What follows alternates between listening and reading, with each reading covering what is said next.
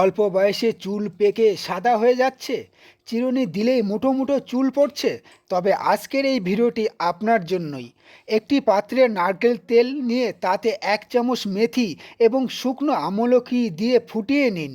তেলটি ঠান্ডা হলে সপ্তাহে অন্তত 3 দিন রাতে ঘুমানোর আগে ভালো করে মাথার তালুতে ম্যাসাজ করুন। পরদিন সকালে মাইল্ড শ্যাম্পু দিয়ে ধুয়ে ফেলুন। মনে রাখবেন, চুলের স্বাস্থ্য ঠিক রাখতে পর্যাপ্ত ঘুম এবং পুষ্টিকর খাবার যেমন পালং শাক ও গাজর খেতে ভুলবেন না। এই টোটকাটি কিছুদিন করলে আপনার সাদা চুল হবে কুচকুচে কালো এবং চুলের গোড়া হবে মজবুত।